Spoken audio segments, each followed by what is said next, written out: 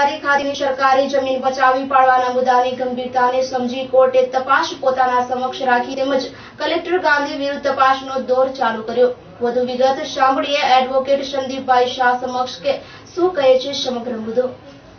મોજે બીટીઆરઈ તાલુકા અબડાસાના revenue survey number 177 પૈકી વાળી સરકારી જમીન ઉપર અમુક માથાભારે શખ્સો દબાણ કરતા હતા, જેનો ગામ પંચાયતના માણસોએ સરપંચશ્રીને વાત કરેલ અને સરપંચશ્રી આવી જમીન દબાણ દૂર કરવા માટે સ્થળ ઉપર ગયેલ। ત્યારે સ્થળ ઉપર રહેલ શખ્સોએ કહેલ કે નાયબ કલેક્ટર નખત્રાણા વાળાએ અમને આ જમીન હુકમથી આપેલ છે, જેથી આવા હુકમની તપાસ કરતા ખ્યાલ પડેલ કે આવો કોઈ હુકમના સાધનિક કાગળો રેકર્ડ ઉપર જણાઈ આવતા નથી, જેથી બીટીઆરઈ ગામના સરપંચશ્રીએ કલેક્ટર સાહેબને આવા હુકમ રદ કરવા અને ફોજદારી ફરિયાદ દાખલ કરવા રિવિઝન અરજી અને બીજી અરજી આપેલો। તેમજ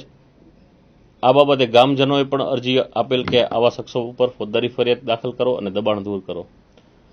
પરંતુ કચ્છ કલેક્ટર એમ એ ગાંધીએ મનાઈ હુકમ આપ્યા બાદ અનેકવાર સરપંચશ્રીએ ગ્રામજનોએ ફરિયાદ કરવા છતાં પણ આવું કોઈ દબાણ દૂર કરેલ નહીં કે બોગસ હુકમ ઉપર કોઈ ઇન્કવાયરી કરેલ નહીં, જેથી ત્યારબાદ સરપંચશ્રી મારફતે અમોએ મુખ્યમંત્રી સાહેબને, મહેસૂલ તપાસણી અધિકારી સાહેબને, અગ્ર સચિવ સાહેબને, સામાન્ય વહીવટ વિભાગને તથા સીઆઈડી ક્રાઇમ બ્રાન્ચને, એન્ટી કરપ્શન બ્યુરોને વિવિધ જગ્યાએ આ બાબતની અરજી કરેલ, જે અન્વયે અરજી થયા બાદ પણ કચ્છ કલેક્ટર એમ એ ગાંધી પોતાના વર્તનમાં કોઈ ફેરફાર ન કરેલ અને કોઈ પણ જાતની કાર્યવાહી ન કરતા ગામના સરપંચશ્રીએ આઈપીસીની કલમ 166, 202, 217 હેઠળ નામદાર ચીફ જ્યુડિશિયલ મેજિસ્ટ્રેટ ભુજ સાહેબની કોર્ટમાં ફરિયાદ દાખલ કરેલ, જે ફરિયાદ અન્વયે પ્રાથમિક દ્રષ્ટિએ ગુનાની ગંભીરતા જોતા સીઆરપીસીની કલમ 202 તળે કચ્છ કલેક્ટર એમ એ ગાંધી સામે ઇન્કવાયરી કરવાનો હુકમ કરેલ છે અને હાલમાં કોર્ટે ગુનાની ગંભીરતા જોઈ પોતાની પાસે જ ઇન્કવાયરી રાખેલ છે